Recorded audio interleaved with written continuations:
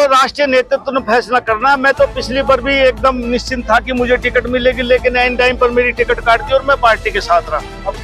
अब के मैं नहीं कह सकता कि पार्टी टिकट देगी या नहीं देगी। मैं ये कह सकता हूँ कि मैं चुनाव लड़ रहा हूँ। सिंह की आज जरूरत है, भाजपा को जरूरत है, कांग्रेस को जरूरत है, इस गुड़गांव को भी जरूरत है।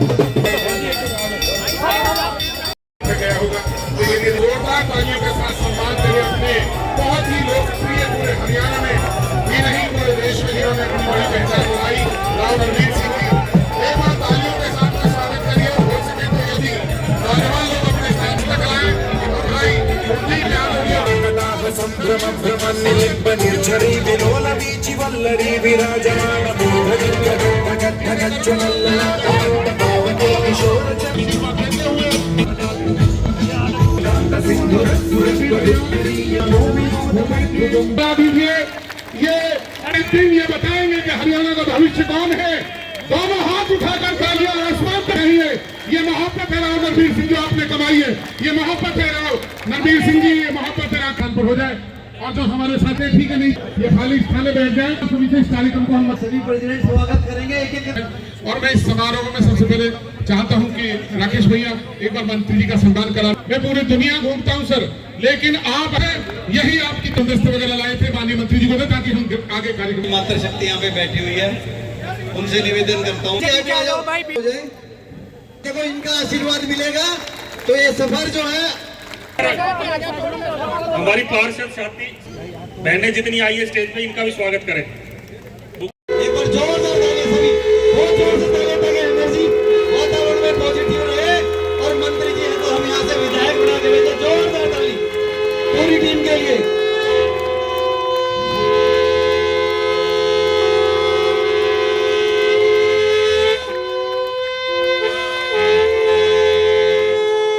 का प्रतीक ये गदा है। आप सबकी तालियों के साथ में इस बात की गूंज देते हुए कि हम विधानसभा मोहर लगा दीजिए तालियों की एक बार। और राव साहब ये मोहब्बत दुनिया में आपके पास आपके लोगों ने दे रखी है। जिंदाबाद है आप, और जिसमें जिस पे सेवा के पद आदर प्राप्त करे अपने लोगों का, ये है बड़ी बात। ये 15 मीटर लंबी राजेश जी आओ ना, आगे करो ना, चलो। सम्मानित मंच और यहाँ उपस्थित सभी सम्मानित बहनों और भाइयों, आप लोगों ने जो मान सम्मान दिया इसका मैं आप सबका तहे दिल से शुक्रिया अदा करता हूं।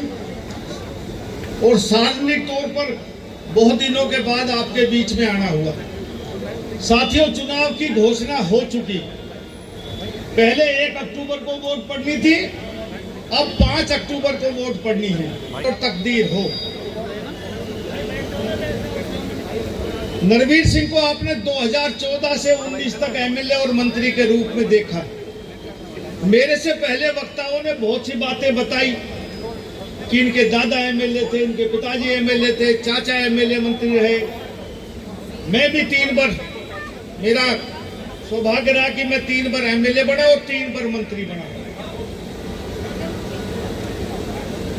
साथियों, 1987 का लोगों ने नहीं देखा होगा। 1996 में मैं इसी हल्के से एमएलए था, मंत्री था। जब भी बहुत लोगों ने, कुछ गांव के लोगों ने देखा होगा, आप लोगों ने नहीं देखा होगा जो बाहर से आए। 2014 का राज आप लोगों ने देखा।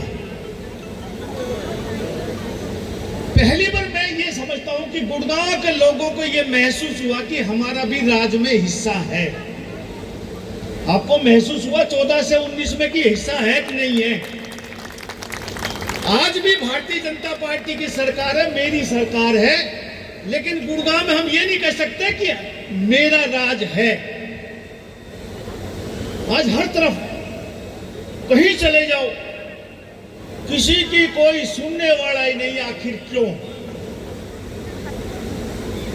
भाई वही सरकार, वही पार्टी वही मुख्यमंत्री थे, अभी 3-4 महीना पहले हटे हैं। लेकिन गुड़गांव की ऐसी दुर्दशा क्यों हुई? इसलिए कि नरवीर सिंह उस एमएलए नहीं था, और एमएलए तो नहीं होता, एमएलए बनता तो मैं कैबिनेट में होता। साथियों, पहली बार 2014 से 19 तक इतने काम करने के बाद एकदम मैं सोच भी नहीं सकता कि नरवीर सिंह की टिकट काट दी, और आज 5 साल हो गए, दोबारा टिकट का नंबर आया। आज तक मैं सबसे पूछता हूं पार्टी में, मेरी टिकट काटी क्यों? कोई कारण तो बताओ।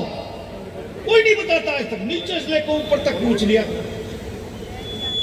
हमारा जो परिवार है, जो यहाँ पुराने लोग रहते हैं, 1932 में तब देश आजाद नहीं हुआ था, तब से चुनाव लड़ रहा है।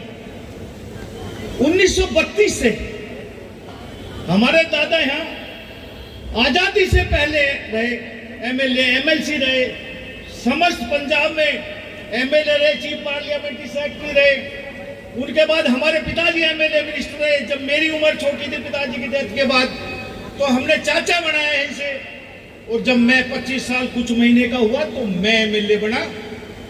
और मुझे याद है कि मैं देवीलाल पार्टी में शामिल हुआ, और चौधरी देवीलाल जी से मैंने कहा, मैं गया, हमारे चाचा थे राव संतलाल जी, उनके साथ गया।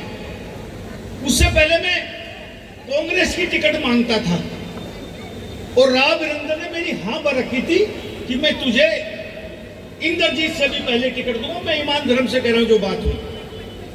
और जब टिकट का नंबर आया, हमारा चाचा एमएलए था, एक राव दलपत सिंह थे, सरोज, तीनों गए 5 जनपद पर। तो राव वीरेंद्र जी तो उल्हाड़ा देने लगे, उनको केंद्रीय मंत्री परिषद उस समय हटा दिया था 87 में। कांग्रेस पार्टी उल्हाड़ा दे रहा, ये नहीं किया, ये नहीं किया। मैंने कहा जी छोड़ो, पार्टी टिकट नहीं देती, आप ऐसे बताओ मैं कहां से लड़ूं? तो उन्होंने कहा मेरे हाथ में क्या रखा है, मैंने तो 82 में राव ग्यासीलाल को टिकट दी थी, तुम लोगों ने तो उसको भी हरा दिया। मैंने कहा ये 84 की बात भूल गए, 82 की याद कर रहे। तो मेरा नया छोरा लड़का था, 25 साल कुछ महीने की उम्र थी।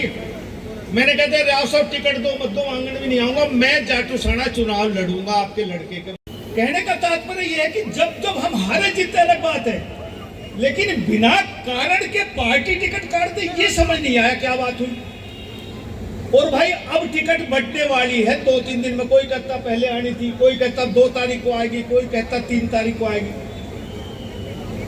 ये तारीख पहले ही रख रखी थी, यहाँ यह चुनाव की घोषणा होगी, शायद हमने 1 तारीख यहाँ की पहले रख रखी थी। और मैं दिल से कहता हूँ कि हमारे इस बादशाहपुर में 5,16,000 वोट है। बहुत से लोग होंगे यहाँ, लेकिन मुझे आत्मीयता से यहाँ साउथ सिटी 2 से प्यार है, इस इलाके से। इसलिए भी है कि मेरी मातृभूमि भी यही है, मेरा जन्म स्थान भी यही है, और अपनों पे हक भी होता है। जब 2019 में टिकट काट दिया, अब कहते हैं भाई एमपी साहब खिलाफ है, कोई कहता फला वो नेत्री खिलाफ है, वो नेत्री खिलाफ है। मैं आपसे ही पूछने आया हूं, भाई मुझे बताओ कि मैं चुनाव लड़ूं कि नहीं लड़ूं?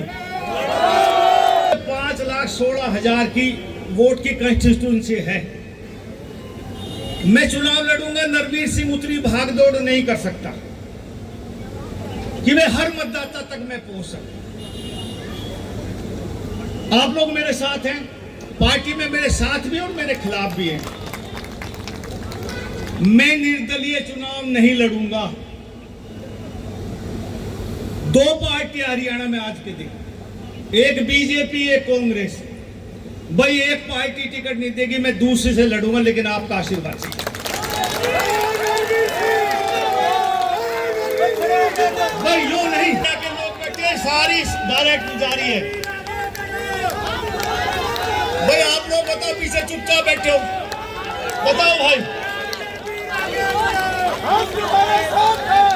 और भाई आज गुड़गांव की दुर्दशा, तो गुड़गांव की दुर्दशा है।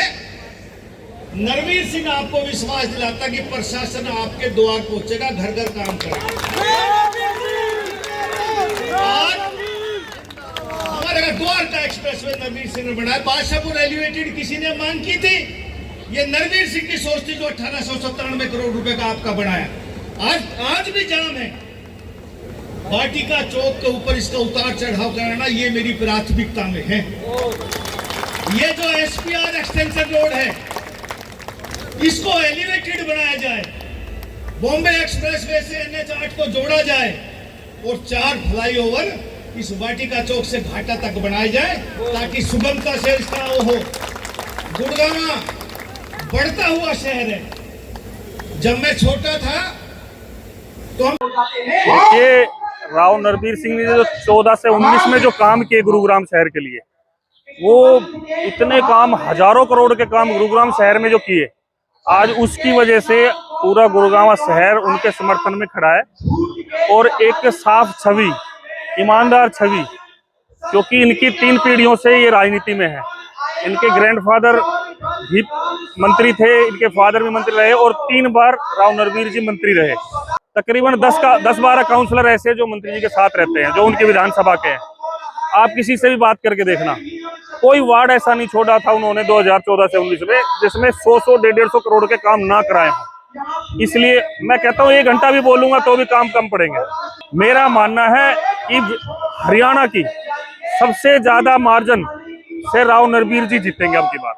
साहब देखिए, 100% आप ये अर्बन का कार्यक्रम देख रहे हैं, पूरा का पूरा अर्बन। गांव में तो आपने देखा ही है, लेकिन अर्बन का आज ये कार्यक्रम है जो वार्ड 26 और 29 के लोग यहाँ पे आए हुए हैं, सोसाइटीज के लोग हैं, और ये 100% राव नरबीर जी को समर्थन दे रहे हैं। और क्यों का कारण ये है कि जब 14 से 19 तक वो यहाँ पे विधायक और मंत्री रहे हैं और हम यहाँ पे काउंसलर थे, तो यहाँ पे जो विकास कार्य किए हैं इन्होंने अर्बन में, उनका कोई आज तक कोई तोड़ नहीं है। जितने विकास कार्य इन्होंने किया, उस विकास कार्य के बदौलत आज जो 100% अर्बन जो उनके साथ है, आज आप ये जन समूह देख रहे हैं, ये इसलिए आया हुआ है कि उन्होंने इतने विकास कर दिए कि लोग इतने खुश हैं कि भाई इस बार भी 24 से 29 में भी राव नरबीर सिंह ही आने चाहिए। ये विश्वास के साथ कह सकता हूँ कि हरियाणा में सबसे ज्यादा मतों से अगर कोई विजयी होगा तो राव नरबीर सिंह जी होंगे।